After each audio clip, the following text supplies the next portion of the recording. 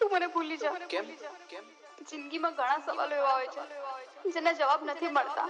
કિસ્મતે આપણી પ્રેમ કહાની અધૂરી લખી છે. પ્લીઝ તું મને ભૂલી જા.